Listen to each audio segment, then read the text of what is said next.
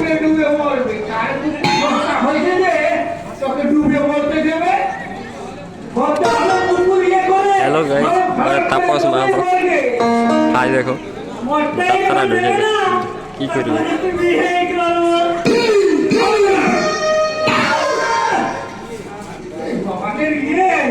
মানে মেয়ে সস্তা হয়েছে কিনা একেবারে এনে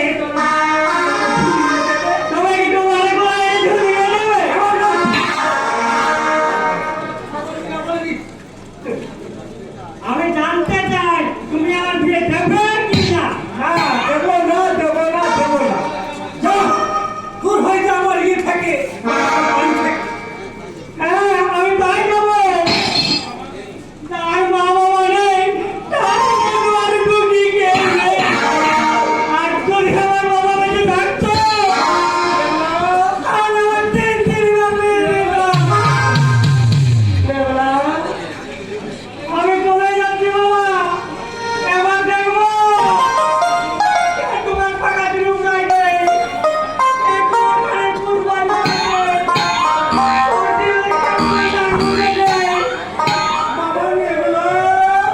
তুই তো সত্যি সত্যি চলে যাবি। চলে যাবো। চলে যা। আমি ওই কাশি চলে যাবো। আবার কেউ বুঝলো না রে, কেউ বুঝলো না। বাবা, বাবা, আর তুমি কেন না? তোমায় ছেড়ে আমি কোথাও যাবো না। আমি ওই ইয়েতে যাবো না, মানে কাশি। কৃষ্ণ বাবু কে? ও তোর বাবাজি। আমাকে আপনি ডেকে পাঠিয়েছিলেন? হ্যাঁ, 1000 বার ডেকে পাই, কিন্তু তোমার কোনো ইয়েই নেই, কোনো সত্য না থাকলে যা হয়ে যায়। আমাকে আপনি ভুল বুঝবেন না কৃষ্ণ বাবু। বাবার শরীরটা ঠিক নেই। তারপর ভাইয়ের অ্যাক্সিডেন্টের পর থেকে বাবা এই খবর বলে ওই সবই অন্য কাউকে শুনি। আমার টাকাটা আগে দাও তো দেখি। আরেকটা বিরোধী আমি ফেলে রাখতে পারবো না। এই মুহূর্তে আমি এতগুলো টাকা পাবো কোথায়? কেন? তোমার হয়তো অনেক ইয়ে, মানে সম্মান, তা সেই সম্মান বিক্রি করে আনতে পারো।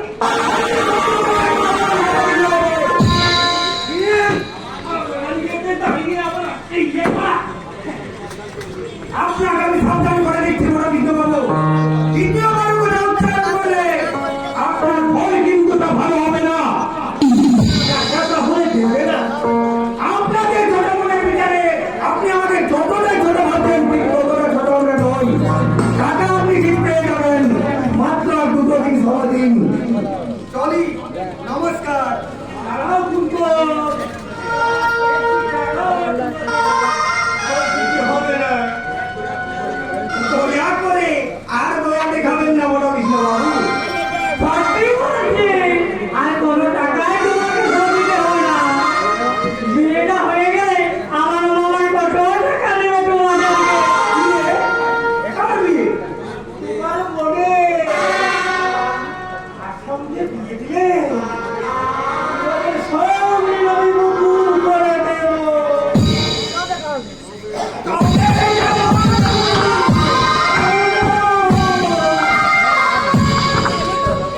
আপনি আমি সাবধান করে দিচ্ছি বড় কৃষ্ণ বাবু।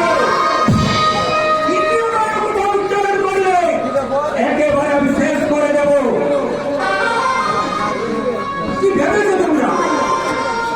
কিছু আমরা টাকা ধার নিয়েছি বলে কি আমাদের বাড়ির মা বোনেদের ইজ্জত তোমাদের কাছে বাধা দিতে হবে? না করে দিল হামদান। প্রয়োজনে আমি আমার নিজের হাতে গলা টিপে শেষ করে দেবো। তবে তোমাদের মতো সরকার হাতে কখনোই আমি তুলে দেবো না। বাবা তুমি তো আমার তুমি নেই কেন? আর আমি বাঁচতে চাই না। বড় কি বাবা, তোর নামে সব কিছু ইয়ে করে দিয়ে, মানে লিখে দিয়ে আমি এতেই চলে যাবো। আর কোনো ইয়ে সব দিতে হবে না, মানে টাকা এটা মনে করে তুমি ছেড়ে দেবে বাবা। আরে হতভাগা, আজ আমার কাছে টাকা ইয়ে টাকা কত কৃষ্ণবাবু? বাবা কুন্তল, এবার বলো আমায় তুমি ক্ষমা করেছো কিনা? আরে আমি ক্ষমা করাকে যে মানুষটাকে নিয়ে ব্যঙ্গ বিদ্রুপ করেছেন, যদি ক্ষমা চাইতে হয় তাহলে সেই স্বাধীনতা সংগ্রামী অমলেশ চৌধুরীর কাছে যান। নিশ্চয়ই যাবো বাবা, তার ইয়ে দুটো জড়িয়ে ধরে বলবো আর কোনো ইয়ে শোধ দিতে হবে না। অনেক টাকা। এ আপনি কি বলছেন বলো কৃষ্ণবাবু? আরেকটা কথা বাবাজি, তোমাদের তো কখনো কিছুই দিতে পারিনি। শুনেছি তোমার বাবার অনেক ইয়ে মানে ঋণ, সেই সামান্য ঋণ অন্তত শোধ করার ইয়ে দিয়ে আবার তুমি ধন্য করো বাবাজি। না না, এ আপনি কি বলছেন বলো কৃষ্ণবাবু? পুণ্য করছি বাবাজি, পুণ্য, তুমি আর বাধা দিও না। জানো না এই নে যাবি।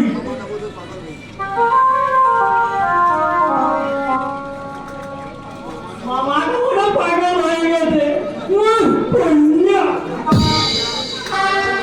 আপনার এই ঋণ কিন্তু আমি নিতে পারবো না বলো কৃষ্ণবাবু। বাবা শুনলে ভীষণ দুঃখ পাবে। ওদিকে যাবি একবার, ওদিকে কেন নেবে? আর দেখো দেখা আমি যে খরচ করে টাকা জমিয়েছি, সেই টাকা নিলে তোমরাও যে বাপের ভাগিদার হয়ে যাবে। ও আমার কেউ বুঝলো না রে, কেউ বুঝলো না। আপনি কাঁদলেন না বলো কৃষ্ণবাবু, আপনি আমি কথা দিচ্ছি কোথায় গেল? আপনার কাছে আমি নেব। এই নাও টাকা। দে, দে। না বাবাজি, কই? এই সামান্য 1000 ইয়ে দিয়ে মানে টাকা দিয়ে কোন দিয়ে গেল রে? আমাকে ধন্য করো। আপনার এই মুহূর্তের দান আমরা কখনো ভুল